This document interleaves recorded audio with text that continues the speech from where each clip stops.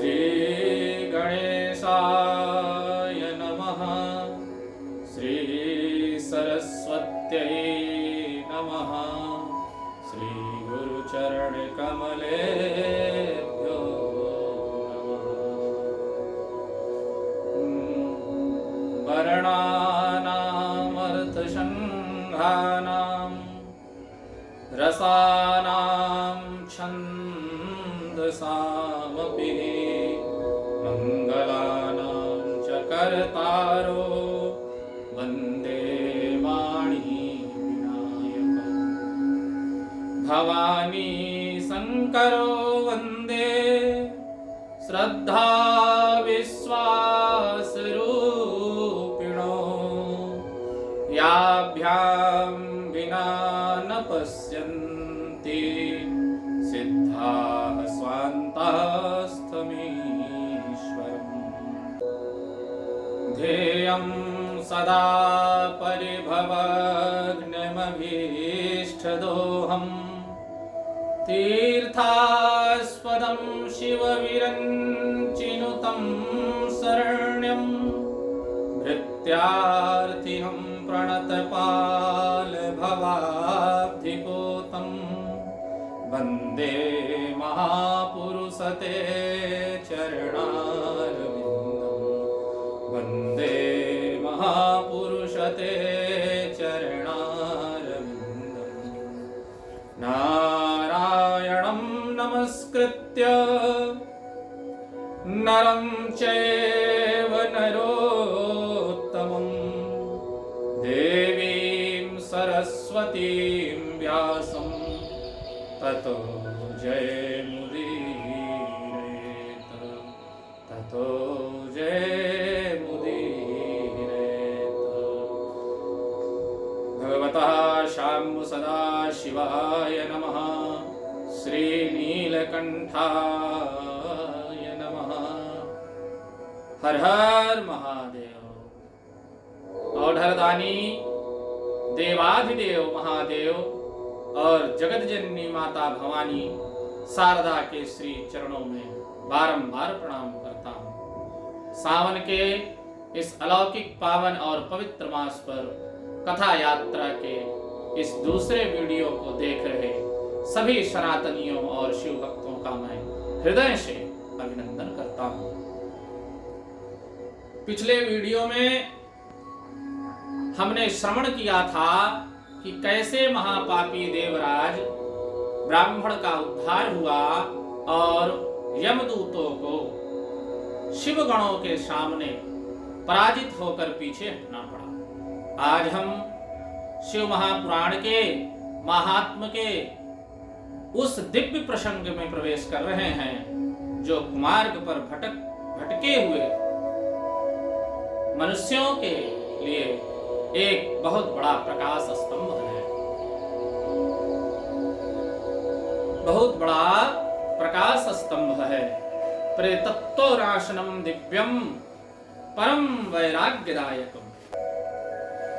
आज हम शिव पुराण के महात्म के उस दिव्य प्रसंग में प्रवेश कर रहे हैं जो कुमार्ग पर भटके हुए मनुष्यों के लिए एक बहुत बड़ा प्रकाश स्तंभ है। प्रेतत्वनाशनम दिव्यम परम वैराग्यदायकम। शिव पुराण सदृशम नान्य शास्त्रम महीतले। नान्यत् शास्त्रम महीतले। इस धरती पर शिव महापुराण के अलावा कोई और शास्त्र नहीं है। नान्यत् शास्त्रम महीतले। इस संपूर्ण पृथ्वी तल पर शिव महापुराण के समान दूसरा कोई शास्त्र नहीं है। तत्वनाशनम दिव्यम परम वैराग्यदायकम। शिव पुराण सदृशम नान्यत् शास्त्रम महीतले।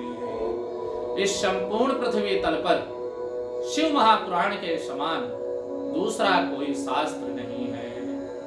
जो मनुष्य को जीते जी परम वैराग्य प्रदान कर दे। और मृत्यु के बाद यदि कोई जीव अपने पापों के कारण भयानक प्रेत योनि में भी तड़प रहा हो तो उसे भी एक क्षण में मुक्त कर दे।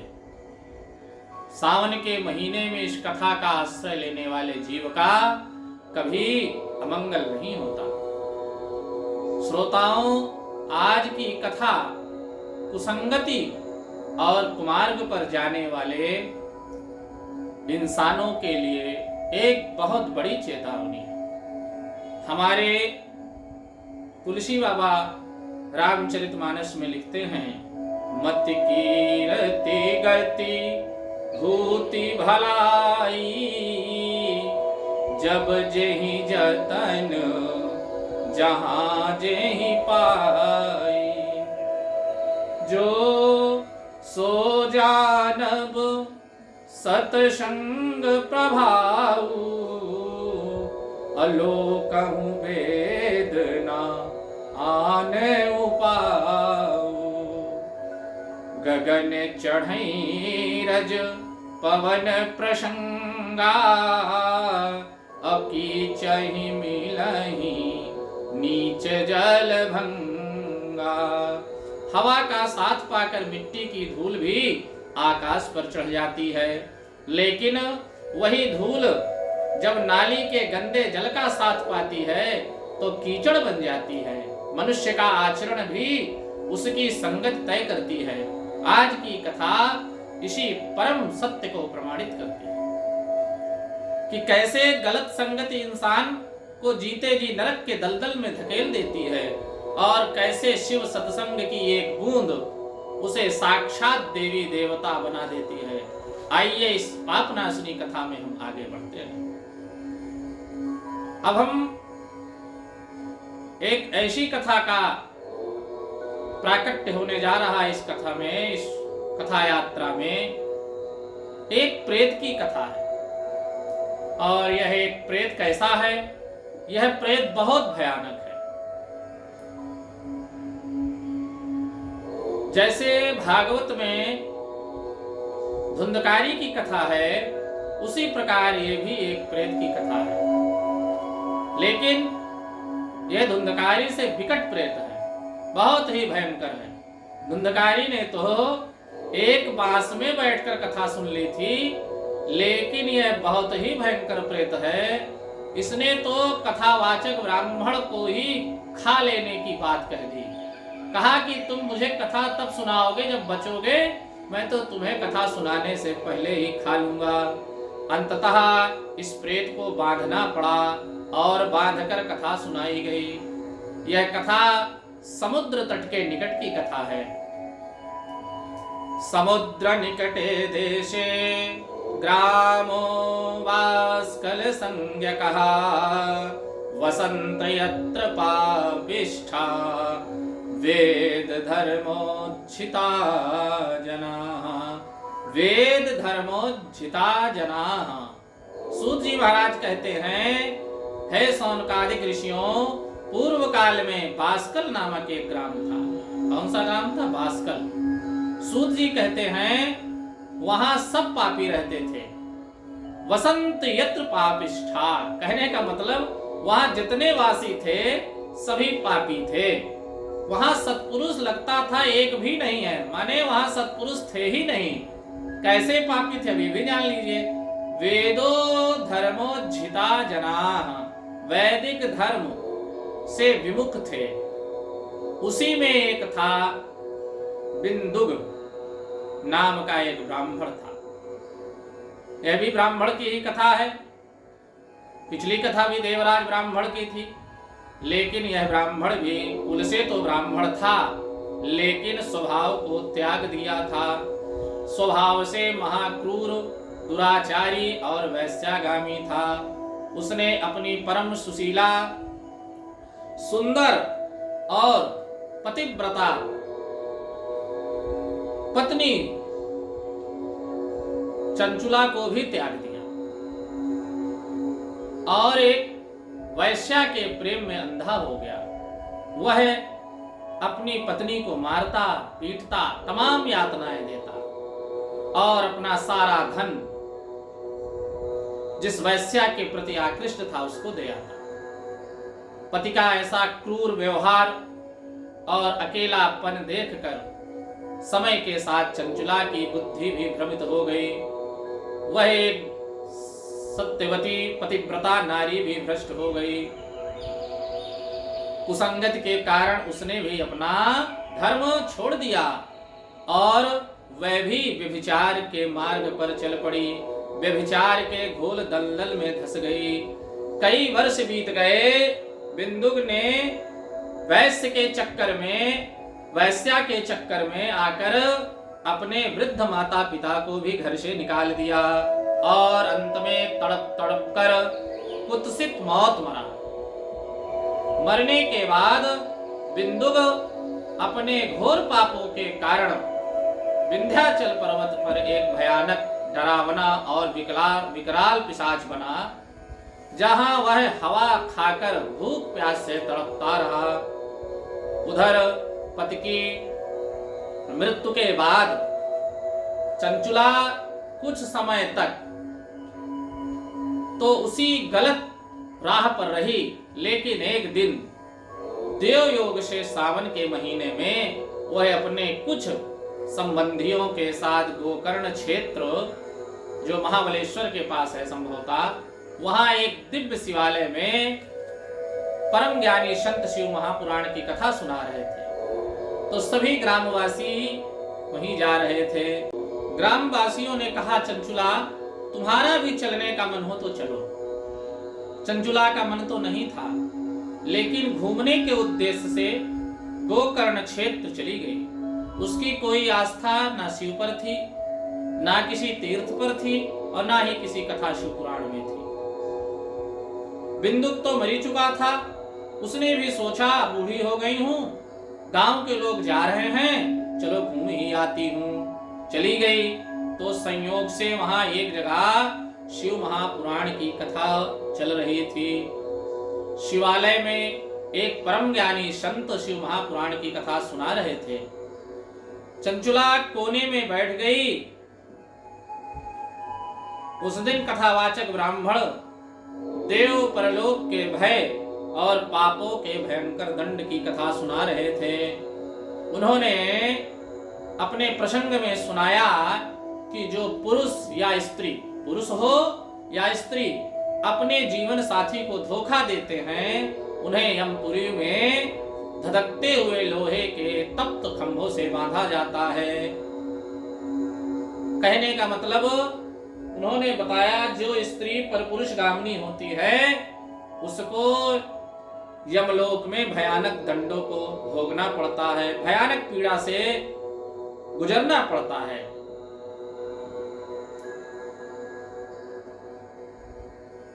ऐसी पंडित जी की वाणी सुनकर, ऐसे शब्द सुनते ही कि यमलोकपुरी में लोहे के तप्त खंभों से बांधा जाता है ऐसी स्त्री और पुरुषों को, तो वह व्याकुल हो उठी और इन शब्दों को सुनते ही चंचुला का हृदय कांप उठा।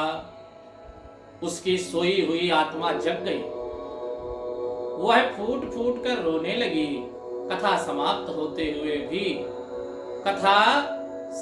होते हुए ही वह दौड़कर कथावाचक के चरणों पे गिर पड़ी और रोते हुए बोली, हे महाराज, मैं महापापनी हूँ।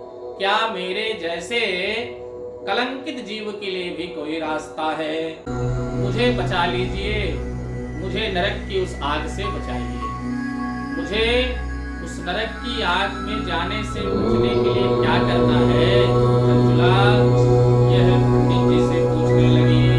किम करोमि गच्छामि कं वा शरणमाश्रये कस्त्रायते मां लोकेऽस्मिन् पतन्ति नरकाः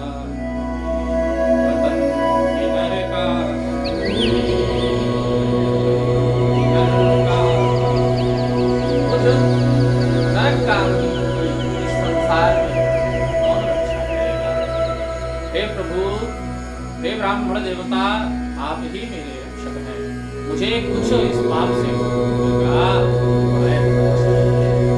तब ब्राह्मण देवता कहते हैं, हे चंचुला, तुम्हारा मन पवित्र हो रहा है, तनिक भी तुम दुखी मत हो। अनजाने में किए हुए पाप का एक उत्तम उपाय है कि तुम प्रायश्चित करो। अपने प्रायश्चित से ही तुम इस पाप से मुक्त हो सकते हो। तो वो कहती है, कैसे प्रायश्चित, किस प्रकार से प्रायश्चित? अब ब्राह्मण देवता बोलते हैं, हे चंचुला, डरो मत।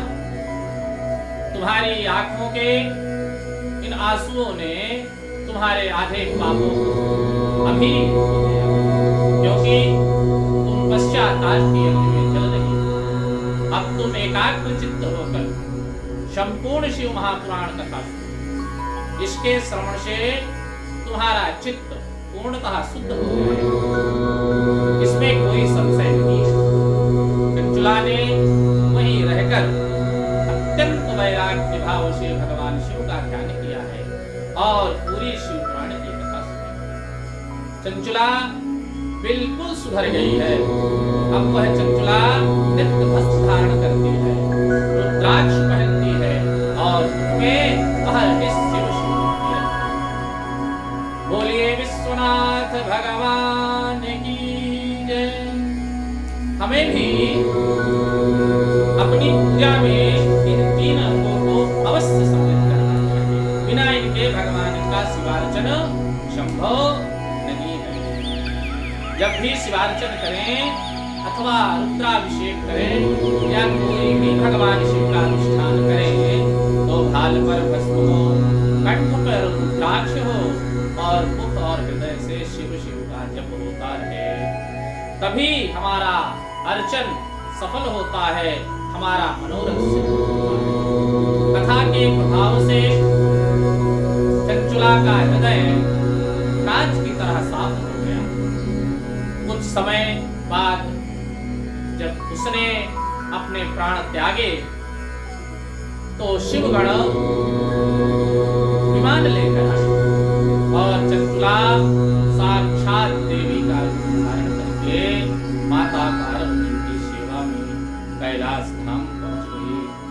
वहां पहुंचकर उसने देखा कर्पूर गौरम गौरीशम सर्वालंकार धारिणम सितभस्मल सदेहम सितवस्त्रम ज्वलम सितभस्मल सदेहम सितवस्त्रम ज्वलम। गौरीपति महादेवी की कांति कपूर के समान ज्वल थी। उन्होंने सभी अलंकार धारण कर रखे थे। उनका सारा शरीर श्वेत भस्म से भाषित था। शरीर पर श्वेत वस्त्र शोभा पा रहे थे। वे अत्यंत उज्जवल वर्ण के। कैलाश पहुंचने के बाद चंचुला को अपने पति विदुंग की याद आई, जो पिशाच योनि में तड़प रहा था। उसने माता पार्वती के सामने माता पार्वती के सामने रोकर गुहार लगाई और प्रार्थना करती है। बहुत ही सुंदर शब्दों से प्रार्थना करती है। गिरजे स्कंदमातस्त्वं सेविता सर्वदा नरैः सर्वसौख्य प्रदेशं भुप्रिये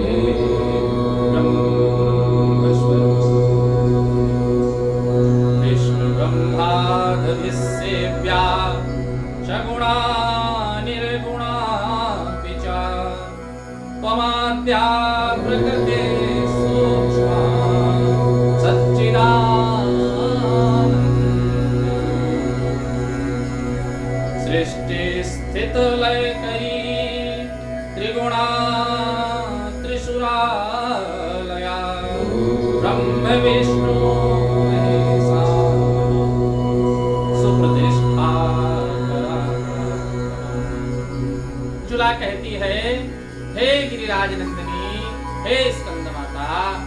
मनुष्यों ने सदा आपकी सेवा की है। समस्त सुखों को देने वाली हे शंभुप्रिय, हे ब्रह्मस्वरूपिणी, आप विष्णु और ब्रह्मा आदि देवताओं द्वारा सेव्य हैं। आप ही सगुण और आप ही सगुणा और निर्गुणा भी हैं तथा आप ही सूक्ष्म सच्चिदानंद स्वरूपिणी आध्यात्मिक हैं। आप ही संसार की सृष्टि, पालन और संहार करने वाले हैं। तीनों गुणों का आश्रय भी आप ही हैं। ब्रह्मा, विष्णु और महेश्वर, ब्रह्मा, विष्णु और महेश्वर, इन तीनों देवताओं का आवास तथा उनकी उत्तम प्रतिष्ठा करने वाली हे पराशक्ति आप ही तो हैं। हे पराशक्ति आप ही। तब माता पार्वती चंचला की प्रार्थना से प्रसन्न होती है और अपने गंधर्वराज तुम्बरु को यह आदेश देती है कि तुम विमान लेकर विंध्याचल पर्वत पर जाओ। तब तुम्बरु विमान लेकर विंध्याचल पर्वत पर गए और उन्होंने उस भयानक चीखते चिल्लाते पिशाच बिंदु को एक पास से बांधकर जबरदस्ती शिव महापुराण की कथा सुनाई। कथा के समाप्त होते ही वह भयानक पिशाच रूपी केचुली उतर गई और बिंदु एक दिव्य देवता बनकर गया। भक्तों, चंचुला और बिंदु इस महान कथा में आज हमारे आधुनिक जीवन का एक बहुत बड़ा और व्यवहारिक दृष्टांत छुपा, जिसे हर मनुष्य को विचार कीजिए। एक बहुत ही सुंदर और कीमती रेशमी सफेद कपड़ा, भूलवश या ज्ञानवश उस पर कीचड़ और अन्य कोई गंदा पदार्थ लग जाता है।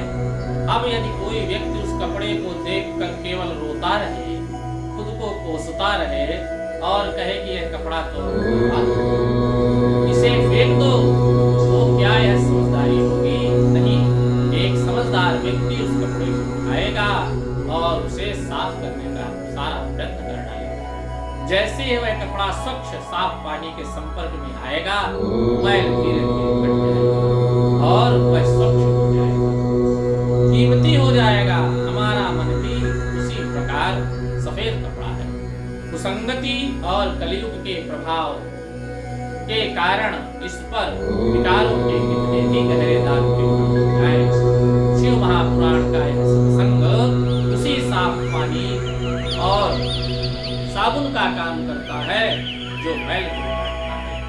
जब एक इंसान चंचुला की तरह सच्चे दिल से रोकर अपनी गलती मान लेता है, प्रायश्चित करता है, तो भूत भावन महादेव उसके सारे पुराने पापों को धोकर मन को निर्मल कर देते हैं।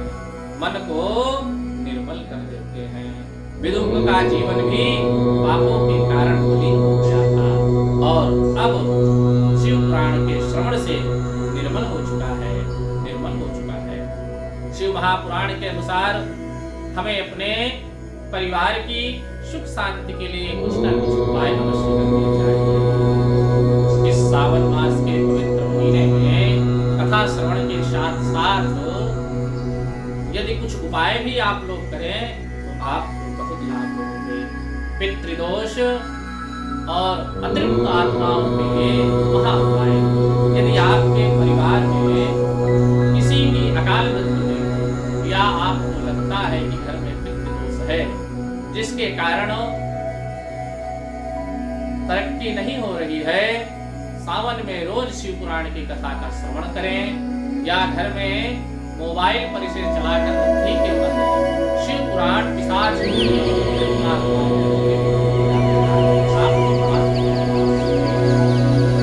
दूसरा कुसंगति का त्याग करें। इस पवित्र पावन मास में यह संकल्प लें कि जो भी कुसंगति है हम उसका त्याग कर देंगे। आज ही दिन संकल्प लें कि आप अपने कान से किसी की निंदा या बुराई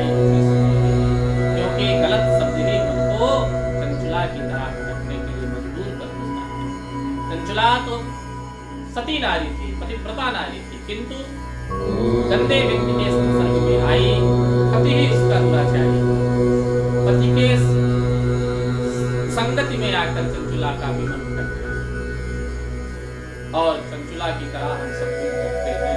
कारण क्या है? हमारा संग। तो हमको आज से ही शिवलिंग पर चढ़ाते समय, क्या चढ़ाते समय, जल चढ़ाते समय थोड़े से काले तिल को सजाएं। शिव पुराण कहता है कि सावन में शिवलिंग पर तिल चढ़ाने से समस्त ज्ञाता अज्ञात पापों का नाश हो जाता है और पितर तृप्त होते हैं। तो प्रेम से बोलिए हर हर। अब हम सब इस पावन कथा यात्रा चंचुला और विदुर की मुक्ति का यह दिव्य प्रसंग हम भगवान शिव और माता सती के चरणों में समर्पित करते हैं।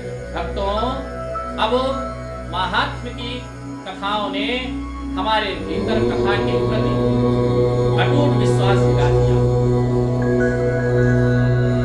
इसमें तनिक भी संशय नहीं है। महिमा इसीलिए होती ही है। महात्मा ने महिमा, किसी पुराण को सुनने के पहले महात्म सुनना आवश्यक है। उससे उस पुराण के प्रति अटूट विश्वास जागृत होता है। अब महात्म सुनने के बाद हम सब शिव महापुराण की मूल संहिता में प्रवेश करेंगे। शिव महापुराण की मूल संहिता में प्रवेश करेंगे, किंतु उससे पूर्व